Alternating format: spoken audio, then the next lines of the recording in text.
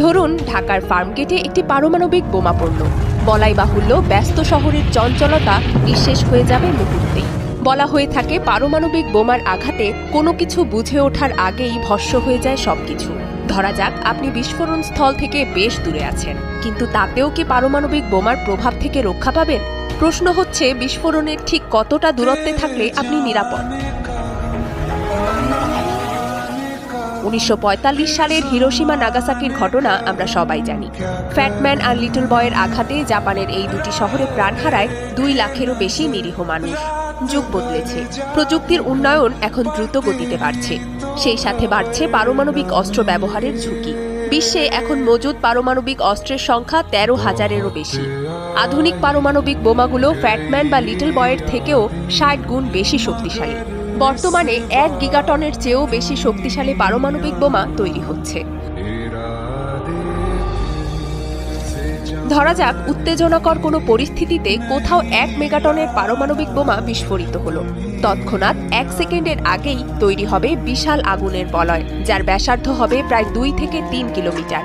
এর তাপমাত্রা হবে সূর্যের চেয়েও বেশি। এই বলয়ের মধ্যে থাকা সবকিছু প্লাজমা অবস্থায় চলে যাবে। কয়েক ন্যানোসেকেন্ডের মধ্যেই সবকিছু ছাইয়ে পরিণত হবে।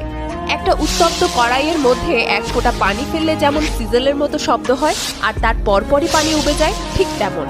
অর্থাৎ ফার্মগেট থেকে তেজগাঁও, শাহবাগ, বাংলা মোটর, নিউ মার্কেট, খামারবাড়ি পর্যন্ত ভস্ম হয়ে যেতে সময় লাগবে 1 সেকেন্ডেরও কম।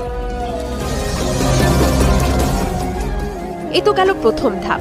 পরবর্তী ধাপে ছড়িয়ে পড়ে তেজস্ক্রিয়তার বিশাল ঢেউ, যার ব্যাসার্ধ থাকবে 13 থেকে 15 কিলোমিটার। এই স্থানে তাপমাত্রা এত বেশি থাকবে যে রাস্তায় চলতে থাকা মানুষ হঠাৎ দেখবে সে জ্বলছে।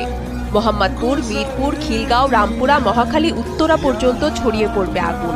অর্থাৎ এই সীমার মধ্যে অবস্থানরত মানুষের বেঁচে থাকার সম্ভাবনা নেই বললেই চলে। এরপর আসে তৃতীয় ধাপ। ভয়ঙ্কর ঝাঁকুনিতে কেঁপে উঠবে ঢাকা ও তার পার্শ্ববর্তী অঞ্চল। আগুনের বলয়টি এত বেশি চাপ তৈরি করবে যে শব্দের বেগের থেকেও দ্রুত গতির বাতাসে উড়ে যাবে শহর। 20 কিলোমিটার পর্যন্ত ধসে পড়বে সব ভবন।